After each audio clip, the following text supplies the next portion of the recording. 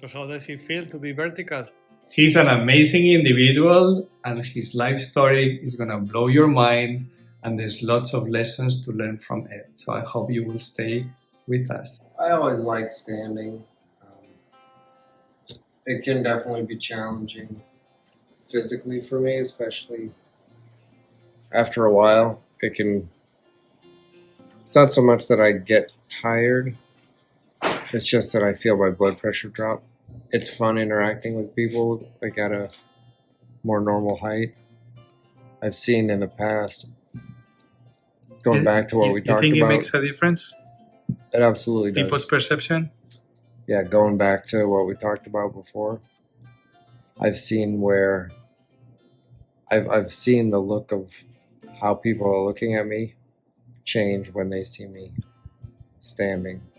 Unfortunately, they see you more as a person when you're eye level. And I tell people, don't look down on other people, even if you're physically looking down on them. How was your accident? So I was playing in the ocean with my wife and my daughter, and they had some inflatable water toys out there, and one of them was one of the giant trampolines, and I dove off the side of it, something I'd done 100 times before, and dove too deep that time, hit my head on the bottom of the ocean, and immediately I was paralyzed myself from shoulders down. So I was laying face down in the water, and I could see the bottom. I could see all the silt and whatever else I had kicked up when my head hit the bottom. Couldn't move, and so figured out that I could move my head, so I just held my breath and shook my head side to side and hoped somebody noticed before I drowned, which fortunately my then wife did, and she rolled me over and started taking me to shore until the ambulance came and took me away.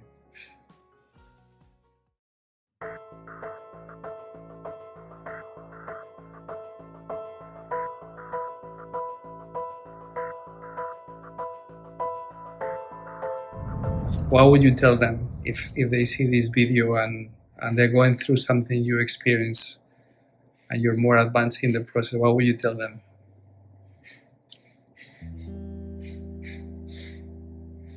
That I know it's hard, and I know it seems overwhelming, but I also know there's always a way, and that you're stronger than you know, and you can do this. As you figure out how to help others, you'll find that you're helping yourself more than you would have if you just focused on helping yourself. Welcome to a new episode of Reflections with an Accent. My name is Kike Calvo, photographer and entrepreneur. And today we have an amazing guest with us, my neighbor Ed, who has some amazing lessons to share with us. And I'm sure many of you will be inspired by his words. So welcome, Ed. Thanks, Kike. And thank you so much for opening the doors of your life and your challenges. And I hope whoever finds this video in the future will be inspired by him. Trying to make me cry, huh? No, I don't want to make you cry. So who's that in the picture, Ed? That's my daughter Anna. Yes. And I'm definitely a proud papa. She is a wonderful young woman who is another great example of someone who's overcome a lot, and she's choosing to thrive.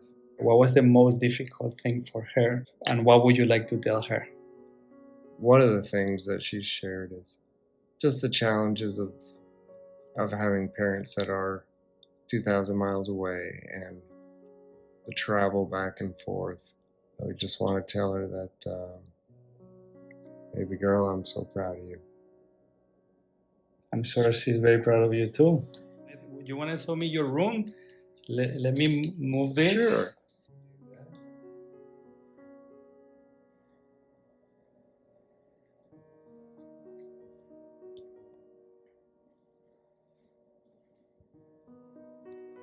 So we're entering Ed's room, right? And we didn't prepare anything. I just show up That's here. my caveat for the current state of my room. But I'm blessed to have a lot of equipment that really helps my day to day.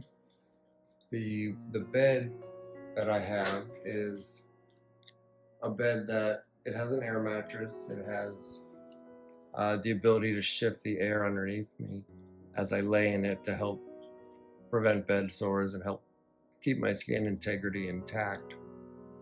When I transfer to and from the bed, to my chair, back from the chair, etc., I have a ceiling lift that will help with that.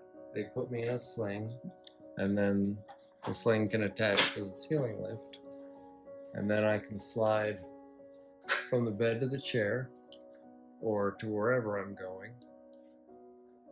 And you can see that ceiling lift runs all the way down through. Oh, I see now that it has a track that goes all the way back there. Yeah. In order to go there, I think I need to move. Need to have you move that. Yeah, I'll be happy to move this for you. Hold on 1 second. So we're moving this. So you're gonna show me. Yes. So again, that track will take us all the way down through here. So when I need to come in here to do all of the normal life functions that everybody has to do, that I'm able to use that track to get myself in and out of here. There's extra space that was built into this home. This home was a gift from the Lennar Corporation. And when they built it with me in mind as a wounded warrior. So they made everything very open to accomplish the daily tasks. But you can see that I have a special chair in my shower that I can transfer into. And with that chair, I can use the bathroom when I need to. And I can also take showers to make sure we're keeping my body clean. And then when we get done, we can go right back out, right back over to the bed to finish getting cleaned up, get dressed, and get in the chair and be able to start my day. I have something here and something here. What are those? Those are some mementos that I was given when I received my medical retirement from the military. The top one is some of the airplanes that I flew, and the bottom one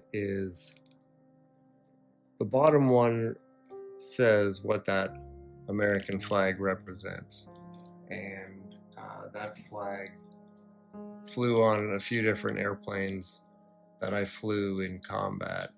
And is there something that you do different? I think we all grow and learn over time. There are things that I would have done different, both personally and professionally.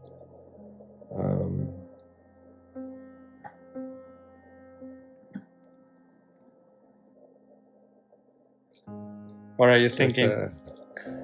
Well, it's a tougher question to answer. I know it's a tougher question. That's why I'm asking you the question. Yeah, I know. No softballs from you today, Kike. I believed in what we were doing and what we tried to accomplish, and I wish things had been done differently. I'm still proud of how I did it. I'm proud that I was very, very blessed and fortunate that everybody that I went out with came back home.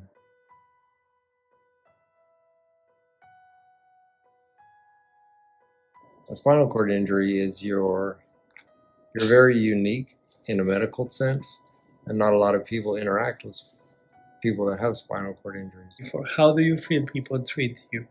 Do you feel people treat you normally? Do you feel Absolutely not. Absolutely not. Okay, so I want to hear about this because that's one of the reasons that I'm doing this video with One you. of the most common things that I see is people avoid eye contact, especially just if you're going down the street or in public settings.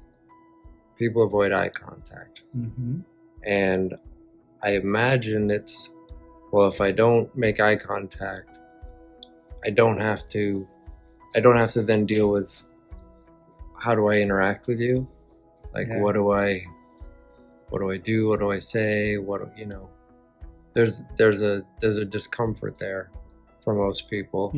That is something that is very interesting. I have worked with many celebrities, and people don't know how to talk to celebrities. So I think it's the same thing. People are afraid because they don't know what to They don't say. know what to And do. in reality, you don't need to say anything. You just need to be normal, right? Right. Exactly. That's what you Just- want, and that's what you expect, and that's what Just, it's all just about, treat right? me like anyone else. Yeah. So how do the kids, I don't know if you thought about it, how do the kids treat you, like younger kids? Younger kids are great. Yes, Yeah. because they're innocent and Yeah, they they want wanna ask What's questions. great, they'll They come wanna- right up and they'll ask you a question, yes. or they'll say something. And it's great. You just start talking to them.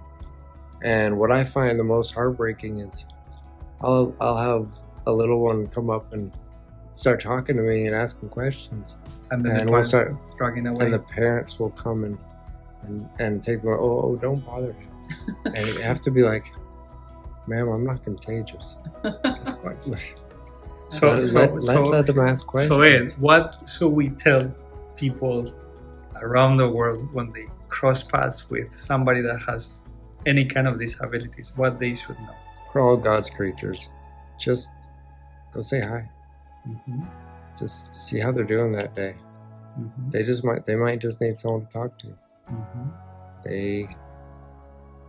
They may need a hand with something Mm-hmm. that you can do that's real simple. Maybe they can't reach the can on the second shelf because I'm sitting pretty low here, right? So simple stuff like that. You never know. You might make a friend for life. And also with parents, to encourage them to approach people with disabilities instead of dragging them away. Absolutely. Expose your children to it. One of the things that I love the most about coaching basketball is it gives me the opportunity to normalize someone in a wheelchair Mm-hmm. to a bunch of young men and young women. And they realize, even if they don't realize that they're realizing it, that, that's just a person. They still think, feel, talk. They have something to teach that, Of course. I can learn from them. There's value in that person. So absolutely. No, I love the opportunities to just normalize the wheelchair for people. What has been the most challenging steps in the whole situation? Well, one of them was breathing. I partially paralyzed my diaphragm when my spinal cord was damaged. Depending on where you damage your spinal cord, different muscles stop working. And where I damaged my spine, my diaphragm was one of the muscles that I partially paralyzed, which is the one that helps your lungs expand. And so being able to get to a point where I could breathe again, mostly on my own, was a big challenge. And after my injury, I had a couple weeks after my injury, I coded, I stopped breathing. And that was when they figured out that I had paralyzed my diaphragm because my lungs had filled up with fluid from not expanding enough. So anyway, I woke up from from that episode with a full trach, and so I had, basically like a straw in my throat, and I was on a ventilator and all that. So being able to work myself back from being completely dependent on a ventilator to being able to get, I had a surgery and they put in a pacemaking system for my diaphragm. So just like people that have a pacemaker for their heart, that helps their heart beat the right way. I have something similar for my diaphragm. And with that, I was able to build up enough strength in my diaphragm to be able to get off the ventilator, and then I was able to get the trach out of my throat, and then I was able to wean back off the diaphragm pacemaker to where I only wear it every other night now. But that process was tough, but kind of hard to make progress on anything else if you're not breathing. Your mind is very powerful computer. Yes. You can do anything with it if you set your mind. Because, I don't see a lot of Ed patients. No, you I don't? do once in a while, but I'm mostly working with elderly. But to see how his life is and how it's changed and how much he relies on me to help him, that's what's a blessing to me in my job. And that's what, when I go home, I feel like I've actually made a difference in somebody's life. We've become friends over the years. It was a little rocky at first, huh? Well, I don't know rough, about that. rough around the edges. Why is that? Can I know? Well, I didn't know his routine and getting used to it, and Ed is Ed and Rob is Rob. So we have strong personalities, both of us. Do you? Yeah. It's more about, for him, it's little bits of progress that we see. It's at first, the mind wants to, as a therapist, I've been doing this for 25 some years. So we have to take a step back, and we can't save the world, for instance.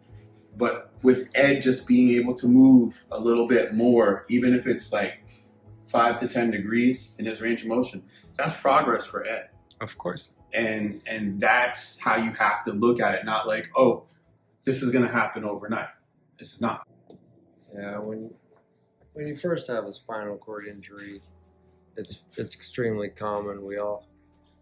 Everybody wants to snap back and be cured and go right back to normal life. Go back to the life you've known for as long as you've been running around on Earth, right? And then over time you come to realize that's not the path most people get.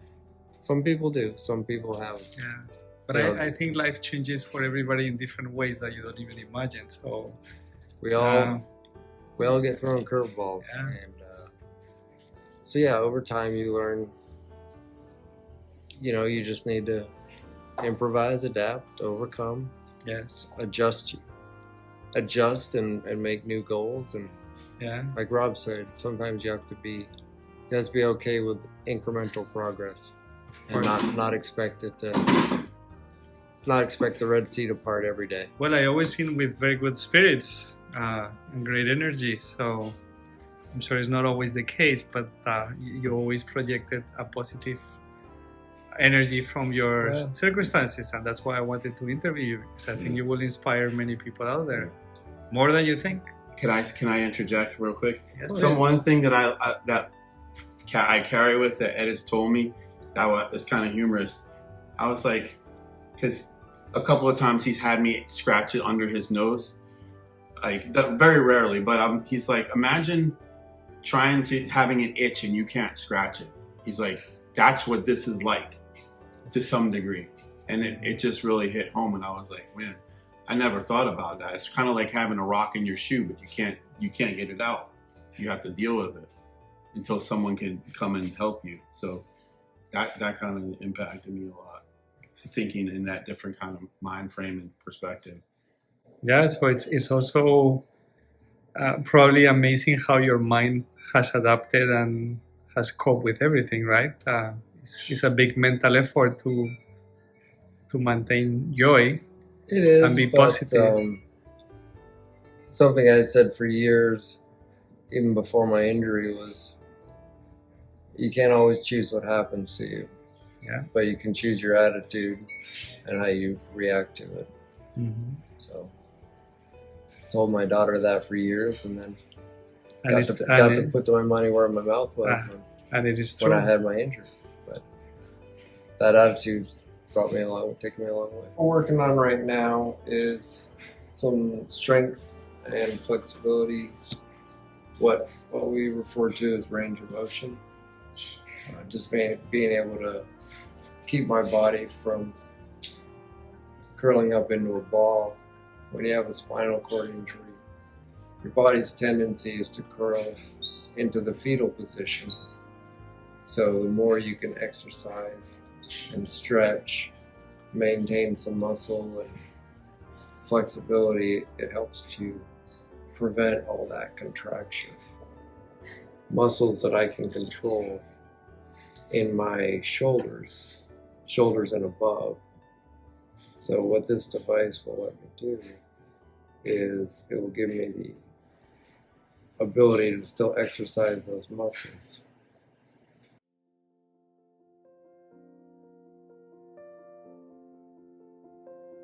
Anything you want to share or say?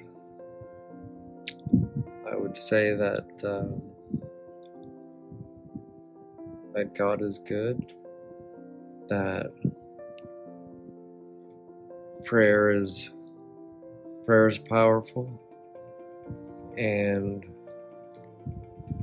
to love yourself, love others, and figure out how you can not only take care of yourself, but figure out how you can help others. And as you figure out how to help others, you'll find that you're helping yourself more than you would have if you just focused on helping yourself.